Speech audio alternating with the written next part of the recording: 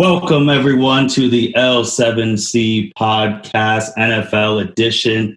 Today, we are going to be talking some NFL. And when you talk NFL, you need to have the champ of the NFL, Justin Ackendell, is with us, the producer. How are you doing today, sir? Man, I'm doing good. It was a great week last week. I gave y'all some terrible picks on Thanksgiving. I come back to redeem myself. That is right. So you went 4-1, right? Yes, I went 4-1 last week after. Everything I saw on that Thanksgiving podcast was pretty much wrong. So that whole thing was just bad. But yes, last week was a very good week.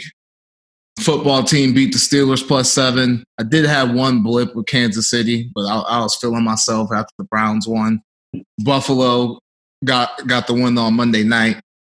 Indy got the win early on Sunday against the Texans, and then the Cleveland Browns, baby. They beat the Titans. Yeah, that's crazy. So we're going to talk about the Thursday night game that just went down, 2 days ago. We're going to recap the Browns game against the Titans and preview their Monday night game against the Ravens. We're going to talk about the Steelers finally taking their first loss, the Carson Wentz benching. And you know, when I'm here, I got to talk about my love-hate relationship with the Tampa Bay Buccaneers. And we're going to be hitting up the big games this week. So, Justin, you want to start off that Thursday night game? Yeah, I'm not really going to recap the game. I mean, you guys watch it. It was a fucking snoozer. So I'm not really going to go in depth of what really happened. I was just really impressed by how the Rams played. And this is going back to last Sunday, too, how they played against the Cardinals. And then now they're looking like they're the best team in the NFC right now. Wow. In the whole NFC? In the whole NFC, it looks like the Rams are shaping up to be the best team in that division. I mean, that conference. Okay. So with that being said, I know still a little bit, but you would see them potentially in the Super Bowl again? Yeah, I can definitely see them in a Super Bowl, especially to get the number one seed and they get that bye. That bye is going to be crucial to whoever gets it. It's pretty much between them and the Saints at the moment. And the Rams, they got a decent schedule coming up. They got the Jets next week, and then they end with two division rivals with the Seahawks and the Cardinals. So that can get interesting for first place in the NFC. You said between the Saints and the Rams. What about the Packers? They're 9-3, and they have a tie. I forgot all about the Packers. Packers are definitely in play, but I just don't see them beating the Saints or the Rams in a playoff game, just because those are both physical teams that can run the ball and have decent defenses, and the Green Bay Packers just can't keep up on the defensive side to be competitive with those teams at this point in the season. What if I don't know what this would really mean in a COVID situation, but what if Green Bay gets the number one seed? Because they're 9-3 and they're one behind the Saints, and they have the tiebreaker over the Saints.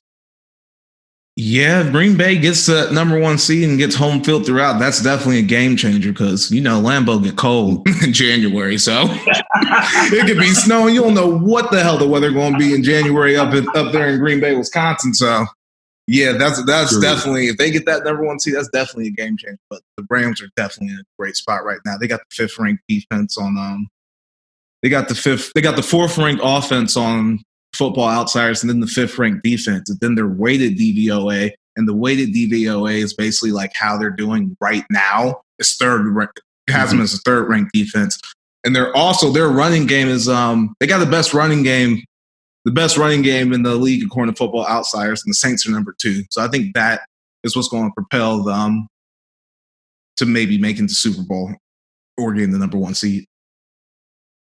Yeah, I really don't think there's that much to talk about in this game besides as impressive the Rams look and the fact that Cam Newton's done. It's a wrap with him. He's not going to be a starter quarterback in the NFL after this year. Yeah, he's looking a little shot. But the Patriots, I texted y'all that graphic of their. Oh yeah, wide receivers. Yeah, I texted you that graphic. Just awful. Like their drafting has been terrible on the offensive side of the ball, and they did not help Cam Newton at all, really. Yeah, it's crazy how Bill Belichick can draft all these players, but has never hit on a wide receiver. And going forward, I don't know what they're going to do. They'll probably have a pretty decent pick this year. Do they go, if they're not, they got to go for the Alabama wide receivers, don't they? Shit, if they're there. I mean, where they're probably going to be there's a lot of them. They're probably going to be drafting in the teens, high teens maybe.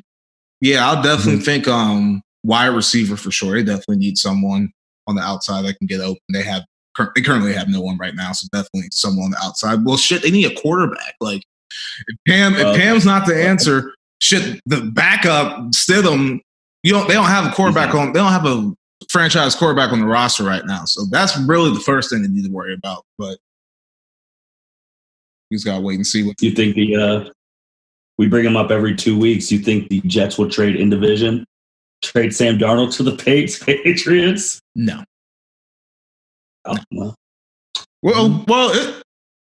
no, absolutely not. There's no way. I wouldn't do business with Bill Belichick even now.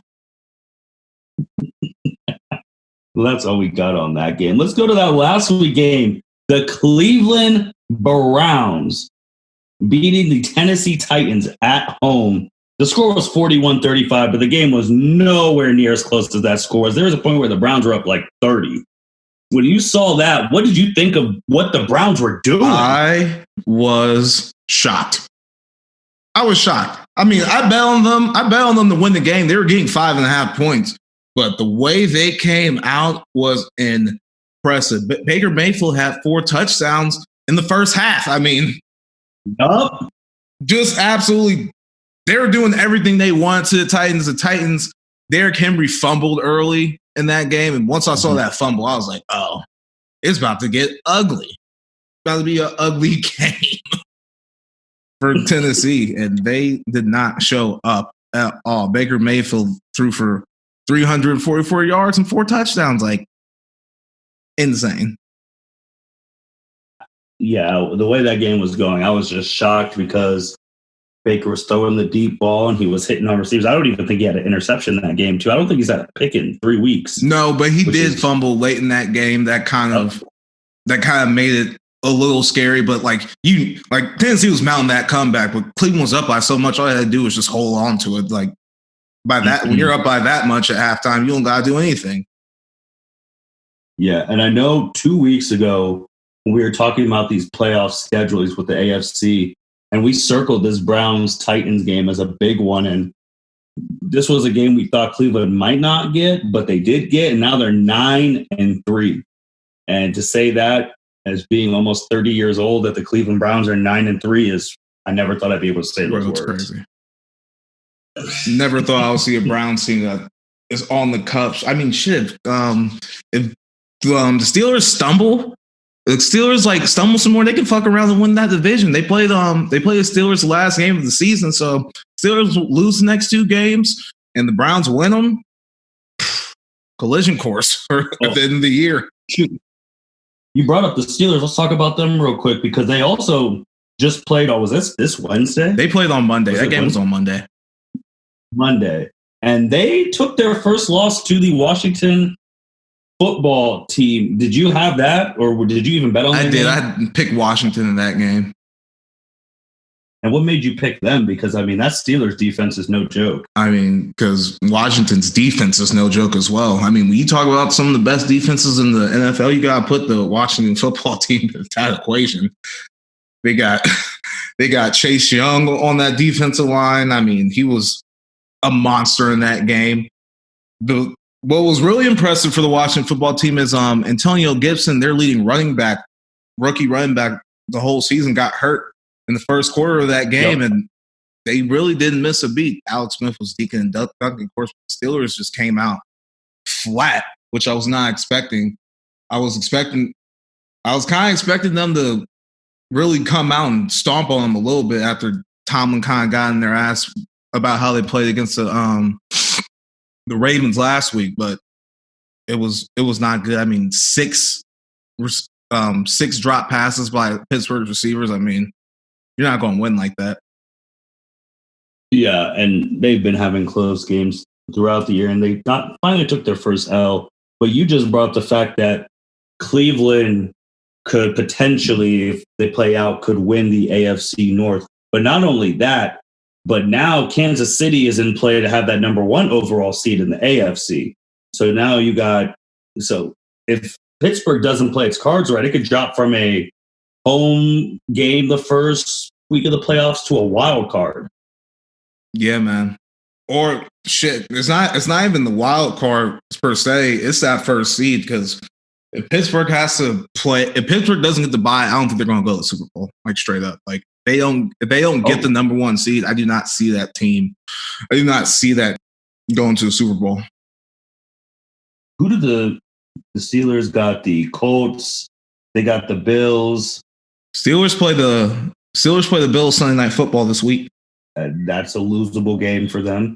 We're previewing that game later. Yeah, so they could lose.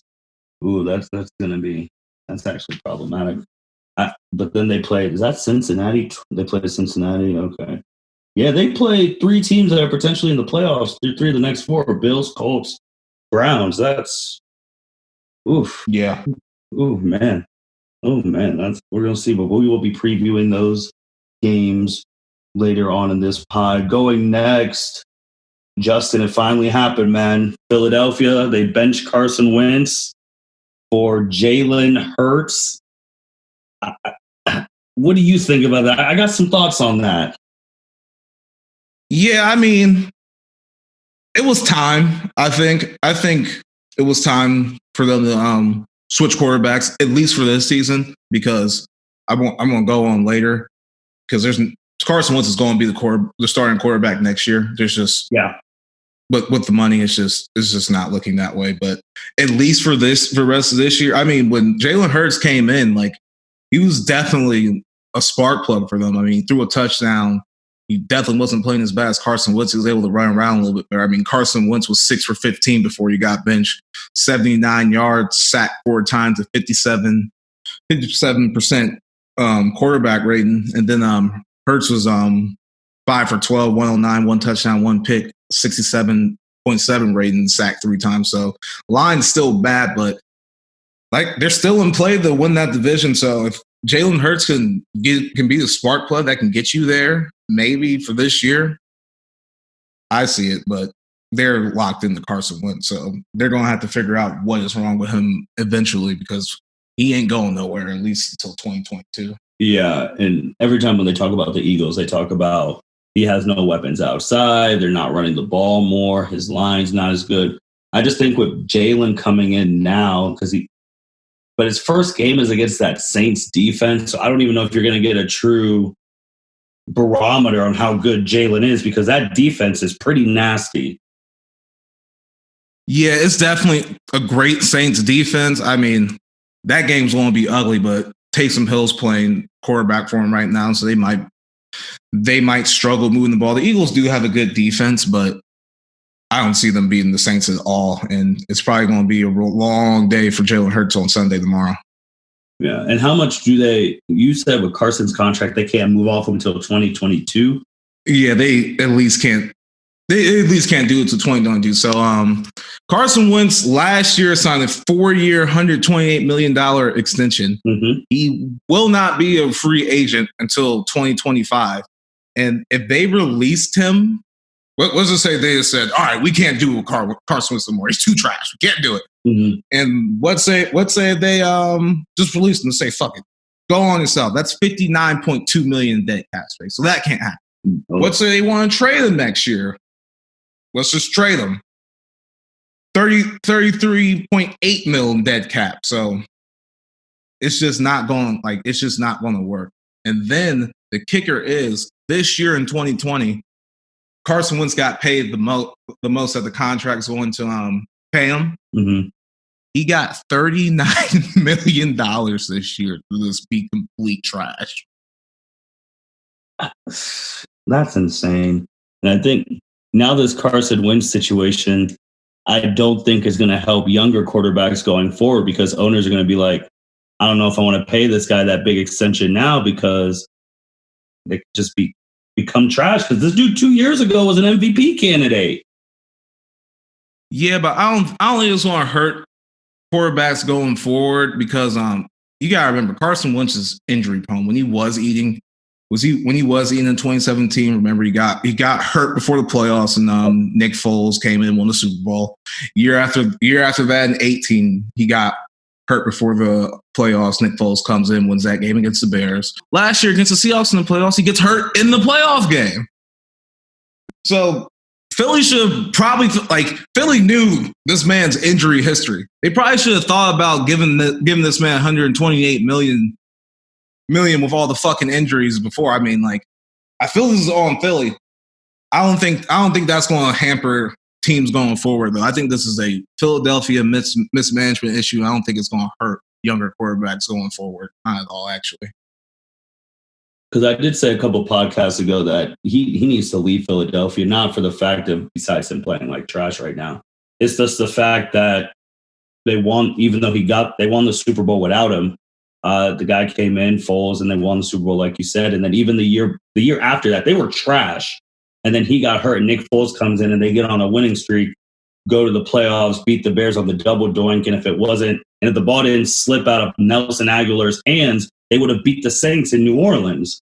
So it's like every time he plays now, and he has to go to work or in Philadelphia where they have a Nick Foles statue, but they don't have anything of you. That's a mental thing too. So I personally think they're going to have to eat it sooner or later. Not this year coming, but when they can move him, they got to get rid of him, or he needs to demand a trade. I think they just need to shut this season up as a loss. Obviously, they're not going anywhere, and then just get back in the lab next year. I mean, you need to roll with Carson Wentz next year and see what you can do with him. And then after 2021, if he's still playing like this, then cut bait. But y'all paid him this money. You need to get the most out of him. And this is the NFL. They got that philosophy. This ain't the damn NBA where James Harden's under contract for 3 more years and he's saying not showing up and shit and saying, "Oh, I want to go to Brooklyn." Nah, this is the NFL. Nigga, you on a contract, you playing. That is true. So we're in week 14, and to think that the NFL has been able to get to week 14 with the maneuvering of games, things like that during COVID, it really shows why the NFL is the only TV show that has not been affected ratings wise. Because we said during the summer, the only person who could stop the NFL from happening would be God coming down himself. And they're about to be done, which is amazing that they're in week 14. And now it's every game's a big game because they're going into the playoffs. And my favorite team, the Tampa Bay Buccaneers, have people. I feel like it's going under the radar. A surprisingly big game tomorrow at 1 p.m. against the Minnesota Vikings. The Bucs are 7-5, and Minnesota is 6-6. And if the Vikings win, they'll be 7-6, and Tampa Bay will be 7-6. And we're talking about some playoff positioning right now because the Vikings are still in the hunt, and the Bucs have been struggling. And if they lose this game, the Bucs are in danger of potentially missing the playoffs. And you were the one who did crown them a couple weeks ago that they're going to the Super Bowl. Did I say they were going to the Super Bowl a couple weeks ago? When we broke the news, when AB, because we literally broke it while we were recording. Oh yeah, that was a minute ago though. That was you watch these, see, you make your predictions, and then you watch these games, and then you see, and then you change. Then you get new information. You change your opinion. So yeah, I was sipping the Kool-Aid. I thought, yeah, you plug in AB, boom, it's going to fit right in. But I guess it hasn't. They are coming off a bye. Tampa Bay didn't play last week. They're 7-5, like Martin said, playing the 6-6 Minnesota Vikings. The Bucs are at home. The Bucs were on bye last week, but the last time we watched them play in week 12, they lost to the Chiefs 27-24. That first half, it kind of reminds me of the Browns game. Kansas City just came out and just blitzed them, and then the Bucs tried to make a comeback later, and it didn't work. The Vikings beat the Jaguars last week in overtime, riding Dalvin Cook. Kirk Cousins had a game too. Brady right now, 65% passing, 3,300 yards, 28 touchdowns, 11 picks. My boy Kirk Cousins, 68%, 3,073 passing yards, 26 touchdowns, 12 picks. MVP of the Vikings, in my opinion, Dalvin Cook, fantasy superstar. He got 1,250 rushing yards, 13 touchdowns, a receiving touchdown. With the theme of new information, I think I have a new rookie of the year, and it's going to be Justin Jefferson. And he has really. Oh yeah, he's the number one receiver in Minnesota right now. He got more receiving yards than Adam Thielen. Yes, he does. He's been eating. I think this is a good bounce back spot for the Buccaneers. Their football outsider ratings are still really good right now. They did beat up from beating up on the teams that they have beaten, but in their losses they have looked awful, like really bad. So everything on Football Outsiders is still saying that they're high. And I just think with the late bye that they got, Tom Brady is going to be able to refresh that team enough and be able to get a desperate win that they need against the Vikings. But if they do lose, it will only get problematic if the Cardinals win their game too. And they play the New York Giants. So if the Cardinals win and the Bucs lose, the Bucs will not be in the playoffs. So they really need this win. And if they do lose, they need the Cardinals to lose. Yeah. And shoot, even the Cardinals-Giants game, both teams have something to play for because the Giants can still win the NFC East and the Cardinals are fighting for that wild card spot. I just think this game, with the last game we saw them play, was the Chiefs. And that was the worst pass coverage defense I think I've seen in a very long time. That they let single coverage on Tyreek Hill, and the man almost had 300 whatever receiving yards by the end of the game. He had like 2-something. So now you're talking about Jefferson and Adams back because he was on the COVID thing. So you have those two wide receivers who both can get open, both can score. And then you got Dalvin Cook. And that Tampa Bay defense, we thought they were one of the top defenses in the league after the shellacking they gave to Green Bay. But since then, it's just not been impressive. Yeah, I do see the Vikings getting in on them on the in the passing game. The Bucs secondary is really not that not up to par, especially after watching what Tyreek Hill did to him. But they are number one rated against the rush, according to Football Outsiders. So that might cancel out. But yeah, you definitely are right about the back end. Minnesota might be able to exploit that definitely on the back end. Who do you got in this game? Or what's the line? The line is 6.5. Okay. If I had to bet, I'm not betting this game. I don't think I'm gonna bet this game. But if I had to pick against the spread, I'm going Minnesota. If I'm just picking the game, I think the Bucs are going to win. They need it. They need a lot more, and they're just going to hear about it more if they don't win. So, and I think they're aware of that, and I think that's going to propel them. I think. Could you imagine in the first year that Belichick and Brady aren't together, and both of them don't make the playoffs? Because you already know the Patriots aren't. But if the Bucs don't either, that you already know media is going to run with that story.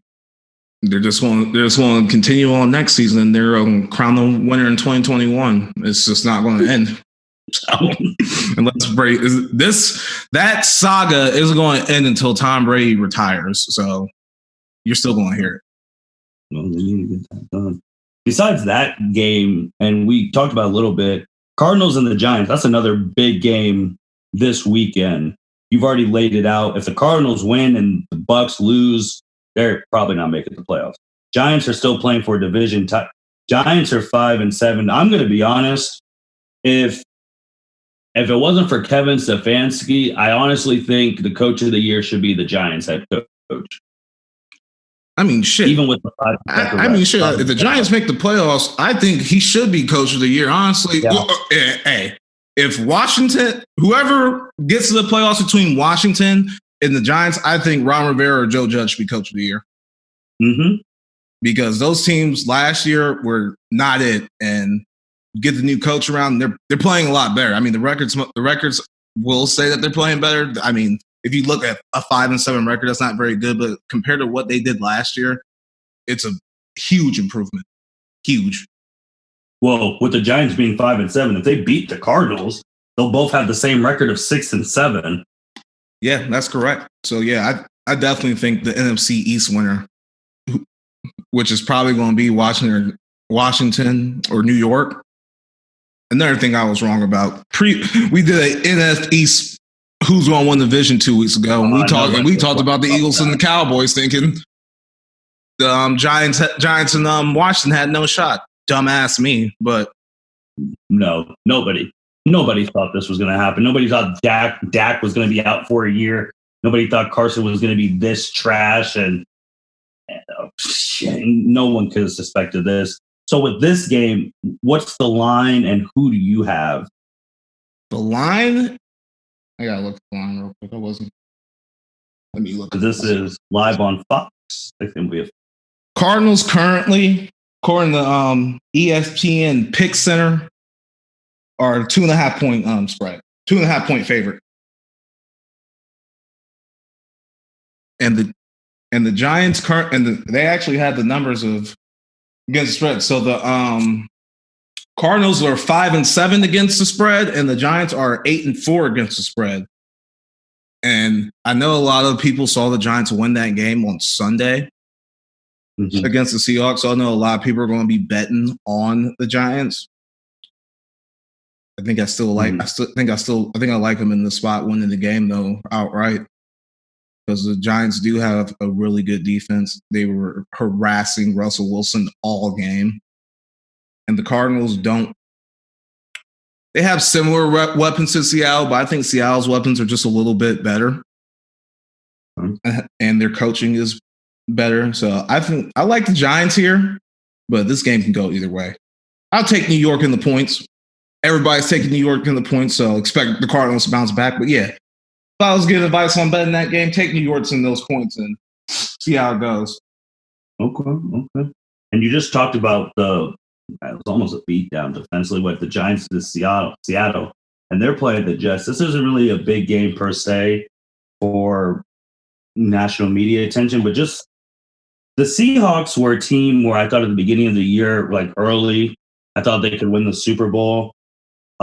Russell Wilson was a lot of people's MVP for the first quarter of the season. And since then, he had that bad game against the Bills, and now he's out of the MVP race, in my opinion, which is sad because I wanted him to get one or get some votes. And they're going against the 0-12 Jets. Seattle's defense is not good. They're actually kind of bad.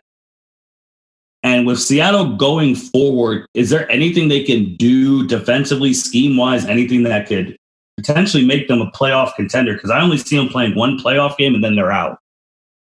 Yeah, I mean, the defense has been playing better recently.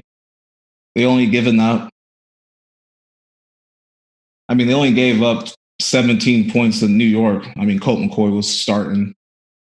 17 to Philly. Carson Wentz was terrible. Gave up 21 to Arizona, and this is the beginning of Arizona's slide. And they gave up 23 to the Rams. That was a game right after the Buffalo game. So defense has been playing slightly better. They're good against the run. They can get got against the pass. I just think that they need to get back to running the ball more with Chris Carson. They get back to run the ball more and controlling the clock, because they do have a good run defense. They still have Bobby Wagner. Carlos Dunlap has been helping out a little bit with pass rush. So I think the defense is fine. It's the offense has been concerning me over these past couple of weeks. Just exposing Russell Wilson too much. If you get back to running the ball and balancing out the game and not throwing everything at Russell Wilson, I think they'll be fine, and I think that they might be able to make a little run. They're still in it. They're still in it. They're still fine. After the Jets game, they got Washington, the Rams, and the 49ers. So we'll just have to see how they play against the Rams next week. I mean, yeah, the Rams in 2 weeks and Washington next week. And they play well in those games, I'll still be high on the Seahawks. But those are 3 games they could lose, too. They absolutely can. They can definitely lose all 3 to Washington, LA, and San Francisco. But I don't think they're going to lose all three. I don't know either, but we'll see and see. Justin, another game that's going under the radar, playoff positioning wise, the Raiders and the Colts. Colts are 8-4. Raiders are 7-5. Both teams are trying to get in the playoffs. This is a big game, Week 14. Yeah, it's definitely a big game. Colts come off the win against the Texans last week. Mm-hmm. Texans played really well that game. If they don't fumble that ball at the end of that game, they probably win it, honestly. And then the Raiders, the Jets just literally handed them a win. So you got that going for you. I think Josh Jacobs is coming back for the Raiders this week. So they're going to have their running game working again. It's in Las Vegas. I know the Colts are a 3-point favorite. Colts are very good against the run. I think I like the Raiders, though. I think the Raiders in that spot will be the play for me. Yeah, I like the Raiders, too, just because I think Phillip Rivers is due for a 2-3 pick game. Phillip Rivers is also hurt. I think he has never mind. He has a big toe injury. His toe's a little fucked up too. So that might he's definitely due for one of his classic Phillip Rivers turnover monster games with I don't think it's going to be against Oakland this week, unfortunately. Okay, well, true. All right. That'll be one I'll be paying attention to because this playoff seeding right now is crazy. And 1 or 2 losses can knock you out of the playoffs. That Sunday night game, we talked about a little bit. 11-1 Steelers, 9-3 Buffalo. You were the first person, to my knowledge, to call Josh Allen the white Cam Newton, and now mainstream media has caught up to you, and they are calling him the 2015 Cam Newton. They just have to be more politically correct and just can't say the white Cam Newton like you did. But you were the first one. Yes, I was. That man is Cam Newton Jr. with a better arm. Good Lord, that man, special, man. He's definitely special. This is huge. I mean, I'm really excited to see how the Steelers are going to bounce back from that loss. And this is a big game for Buffalo. They have to bounce back. I mean, if they lose this game, they're in trouble. The Steelers are in trouble if they lose this game. But go ahead. But I mean, I'm excited because a lot of people still don't believe in Buffalo, and this is going to be Sunday Night Football. And Sunday Night Football is the biggest thing on TV every week. I do want to say, Buffalo's coming out party for me last year was, of course, against that Thanksgiving game against the Cowboys. Mm-hmm. But they had great performance in this exact same spot last year against the Steelers on Sunday Night Football. They won that game 17-10. The defense played great. I expect Josh Allen to go off this game. You taking the Bills? I am. I think I'm riding Bills Mafia right here. I'm taking the Bills. Josh Allen on Monday, he was in his bag, man. He was making all the throws. Sidearm throws, on the run, breaking tackles in the pocket, letting it rip. I mean, he carved up the 49ers. It was kind of bad. Like he made that defense look like the Cowboys almost. It was ugly. He was on fire. It was great. Yeah, this game is going to be wild because I really feel like the Steelers defense is about to attack. I personally think they have the defensive player of the year, TJ. I mean, he's leading in almost every statistical category. So I think they're going to come in. Ben Roethlisberger, and then after that one loss, like you said, they can't. It's crazy that we're talking about an 11-1 team and they can't afford to lose.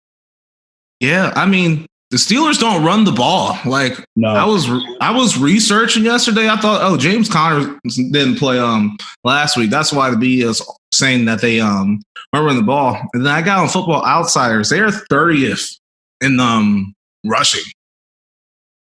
They're 30th, so they are completely one-dimensional. I mean, Buffalo's running game really isn't that good either, and their defense isn't as good. I mean, on paper, the Steelers, it's a good bounce-back spot for them, but I really think the Bills are just starting to hit that stride right now. I mean, that game was impressive. And you got to remember, the Bills should have beat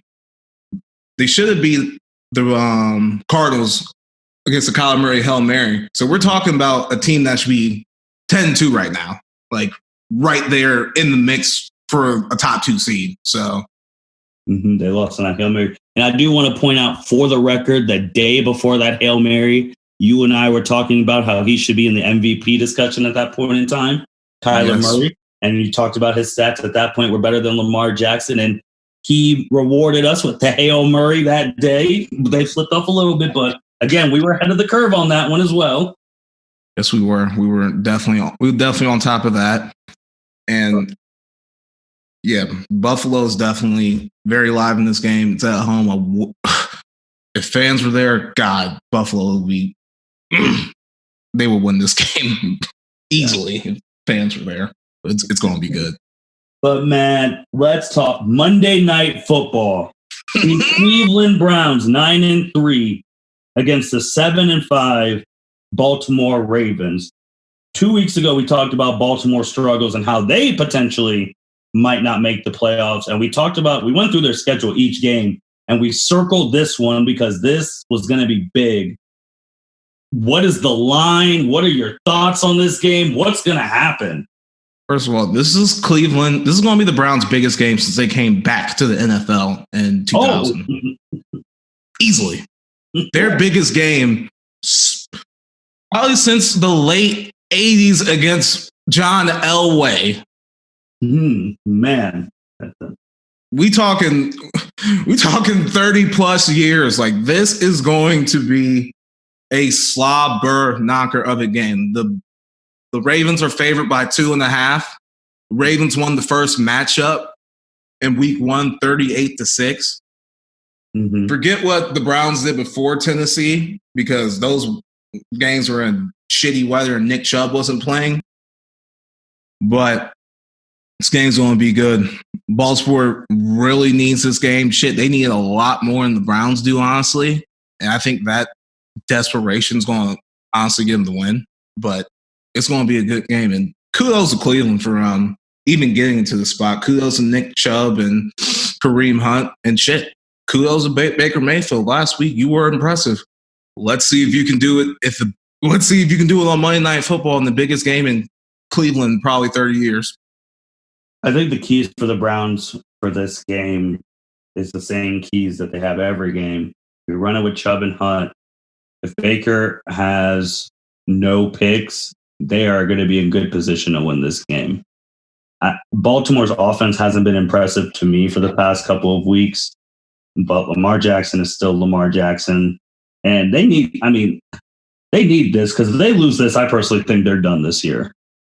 They will be done. They are done. They have, and like, it gets easier after this game. So the Ravens really need to win this game. Like, winning this game will set them up beautifully, and losing it is going to ruin them. So this is big. You don't want this in the Lamar Jackson legacy thing, but the fact is, he is still the regular season MVP. And then he's 0-2 in the playoffs. And then now he's about to not make the playoffs. His passing's been exposed a little bit this year. So this is big, because he'll also be asking for major money soon. And once you pay him that, you can't build around him. So this is big, man. It's huge. Like I said, the Ravens are 2.5 point favorite right now. On the road? Yeah, on the road.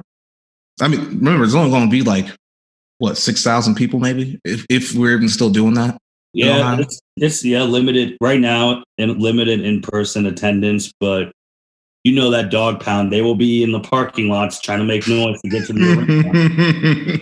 The parking lot, making noise so they can be here outside the stadium. I love it. But yeah, it's going to be big. I mean, the Browns do have some good wins this year. They beat Tennessee. They beat the Colts. Mm-hmm. They just got to do it right now. Like this is their put up or shut up game. If they win this game, sky's going to be the limit for them, man. Are you betting on this game? Yeah, I already put my bet in. I'm taking Baltimore, but are you confident about that one? Can't say if I'm confident, but Yeah, I'm pretty confident because the Ravens defense is a lot better than Tennessee. The Browns aren't going to do what they did to Tennessee last week. It's going to be a lot tougher. The Ravens are going to get pressure on Baker Mayfield. So it's not going to be as easy. So I could definitely see Baltimore covering that spread. This, in the state of Ohio, could potentially be one of the best weekends ever if the Columbus Crew do end up winning the MLS Cup and the Browns win. And if the Browns do win, which I'm also agreeing, thinking about it now, this is the biggest Browns game of my lifetime. I could say that for sure. So if they win both of these, man, this state's going to be jumping. DeWine might let some things open up a little bit. Celebrate. You saw what Cleveland did when the Cavs won, right? Mm-hmm. If the Browns ever win a Super Bowl, think of that Cleveland parade, except like 5 times more. Oh, and yeah. That'll be if the Browns ever won a Super Bowl. That city has been dying for this opportunity for years. I know so many Browns fans. They are fucking feeling themselves right now, and they deserve it. They really do. They've been through some fucking shit with that team, and I hope they can. I hope they can get the win. I mean, it might hurt my pockets, but I won't be too upset if I don't win this bet. Let's just say that I won't be too upset. Justin, were there any other big games that we didn't hit or that are going under the radar? Let's see. I think we literally talked about every big game. Okay, well, man, we talked about the big games. You know what time it is. Aki's betting. What are the bets? What should the listeners bet on this week? Okay, I already told y'all to take Baltimore over Cleveland. I'm still going to ride the Washington football team's wave against the 49ers this week. Okay. They're getting 3 points against the 49ers. They got a tough defense.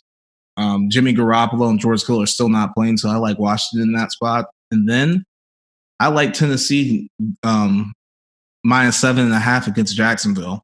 When teams get embarrassed, when good teams get embarrassed, the past week, the following week, they typically come out and destroy the next team, especially if they aren't a good team like the Jacksonville Jaguars are. So look for that to be a whooping. All right. You heard the man. The man went 4-1 last time, so keep his stuff. Try and get yourself some extra change. Man, if you really think about it, since we come on every 2 weeks, the next time we come on, it'll be week 16. Yes, it will. It'll be week 16. We'll give you an update on what's going on. We might even come on week 17 and give a little short. Oh yeah, short podcast about playoff positioning, and then we might even come in the week after that and preview the wild card. Oh, I know, because it's crazy. We're on December 12th right now. Wild card is tentatively to start January 9th, so we're a little under a month away from the NFL playoffs. The league that through hell or high water they were playing, and they stuck to their normal schedule almost, and here we are about to be done. Shoot, fantasy leagues are going in their playoffs right now. Yeah, I did not think I was going to make it through a fantasy football season. I'm going to tell you that right now. That was the first couple weeks, COVID really wasn't affecting any of my teams. But like towards the middle, that shit was getting annoying. I think that's how millions of Americans felt. Man, like you can't pick up waivers. You can't pick up your players on fucking Tuesday because there's a game on Tuesday. Like every day to day, like that shit was stressful. Shoot, that Ravens-Steelers game, that game was on Wednesday. Yeah, I was like, and no, I had Chase Claypool playing that game. I was like, damn it, Chase, I need you to win. It's been a crazy year, but it's really showing that no matter how much bad press they could potentially get, the NFL is truly still king in the United States, and it's not even close. Yeah, I mean, I knew when all this shit was going down, when the NBA like shut their season down in March, I thought like 2 weeks ago, I was sitting in my home locked up in quarantine. I was like, yeah, September, just make it September. The NFL got me. Because by any means necessary, I said they're going to get this money. Yeah. And I was right. They are getting this money, and kudos to them for making it happen. Getting that money, getting them great everything, man. But Justin, anything else you want to talk about before we sign off here today? That's it, man. I'll see y'all in 2 weeks. You heard the man. Thank you, Justin, for being on. Thank you, everyone, for listening. This is the L7C podcast signing out. Thank you for listening to this episode of the L7C podcast. Be sure to like, rate, review, and subscribe to the channel. Follow us on all social media platforms, and we'll be talking to you guys soon. Take care.